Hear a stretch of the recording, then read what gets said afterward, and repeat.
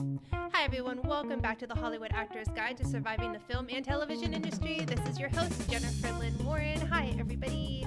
So let's do some down and dirty acting technique stuff. You guys really thrive on that. Just little things to add to your journal, lists of ways of developing a character.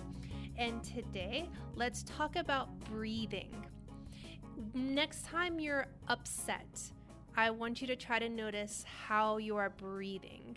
Sometimes maybe it's hard to catch your breath. Sometimes you feel like you're about to hyperventilate. Sometimes you think you haven't taken a breath in several hours, depending on what the situation is.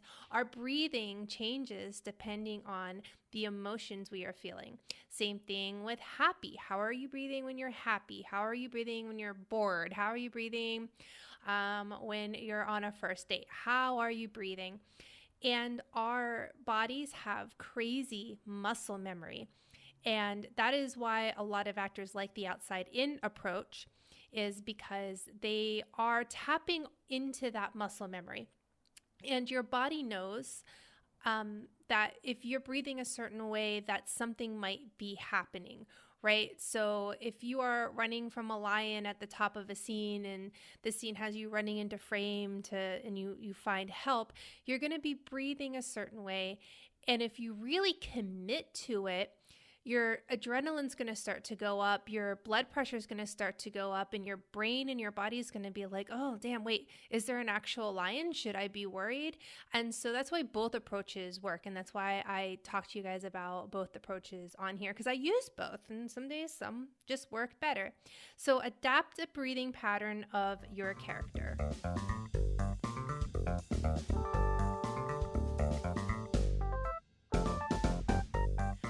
Okay, your tip number 2 for character development today is using your imagination.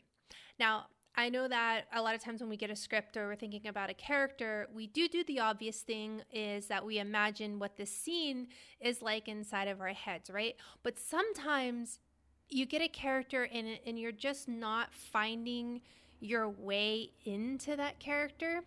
And there's an interesting method I learned years ago, and that is developing a relationship with that character in your mind.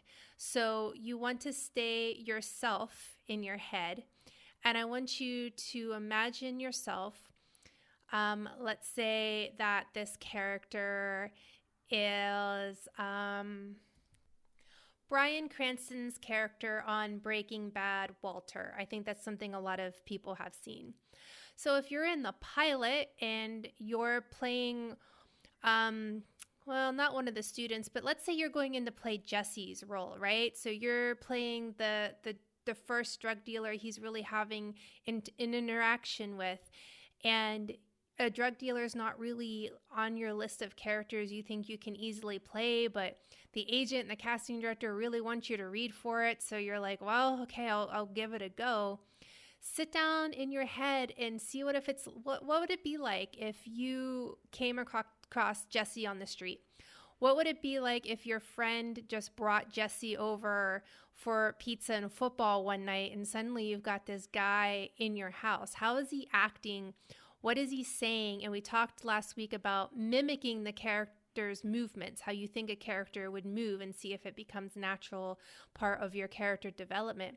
But sometimes if you really are not just sliding into the skin of a character, sometimes you need to use your imagination to actually sit back. We're so eager as actors to just start climbing into that skin and start talking like them and acting like them, but we may not really be seeing them yet. So have a conversation with them, interact with them. It might go well, it may not go well. It's one of those things that sometimes if the conversation starts to go bad in your head, then maybe that's telling you something about your psyche and what you think about the character. Are you judging them? What's happening? What's keeping you from getting inside? But try it. It's an easy exercise to even do today. Just take a character that you may know well, take 2 characters and if I was auditioning for Hamlet and I was, talking to Fortinbras at the end of the script on my deathbed, And I would, what would that be like if I'm playing Fort? You'd probably be worried about playing Fort and Frost at that point. But anyway, you know what I'm talking about. What, like, if you were laying there dying, and sometimes it's another thing. Take the point of view of the other character in the script. If you can't get into the head of the character you're supposed to be auditioning for, find a scene partner and switch roles and see if maybe you can find your way in that way.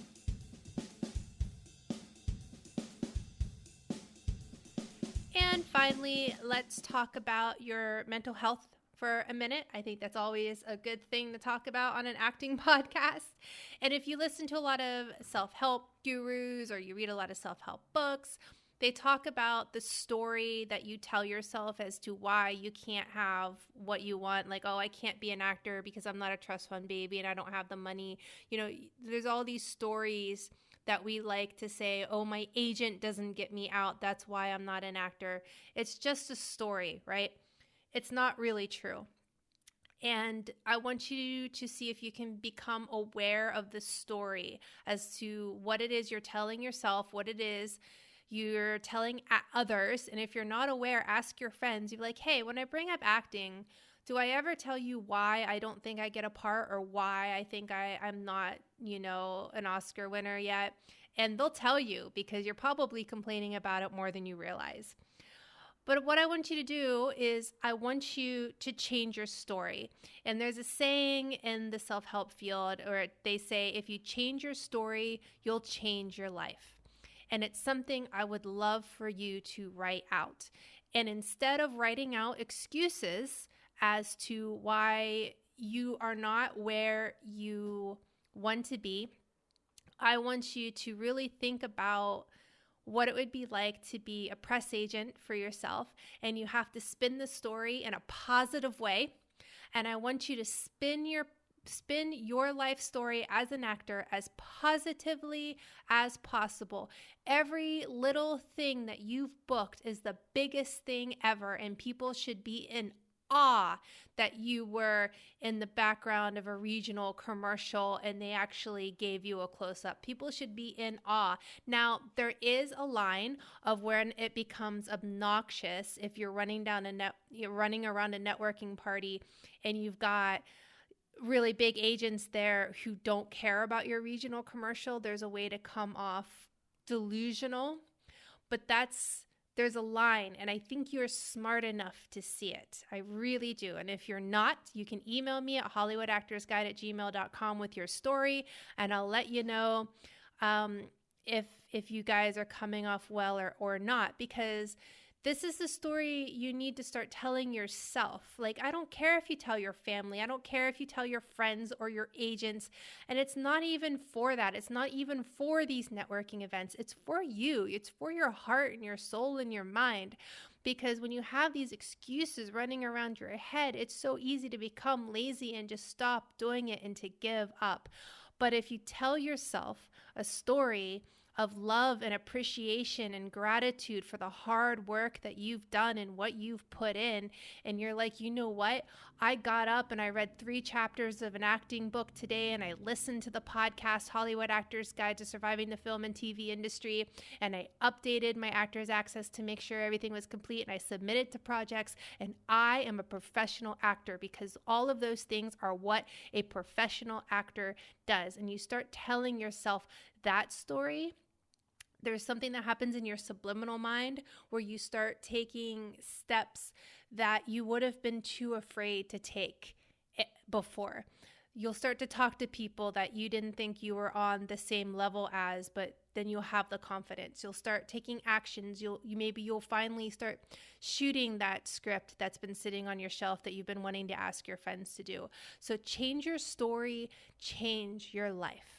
And that is it for this Wednesday, guys. I love you all. I hope you're doing well. Things are starting up again. I see the industry, a lot of my friends are going back to work. So that is really good news. In fact, almost every single one of my actor friends are on set the past 2 weeks, which is crazy. So keep that in mind. Stay sharp, get your Zoom ready, get ready for those auditions, break a leg out there, and remember, you are not alone.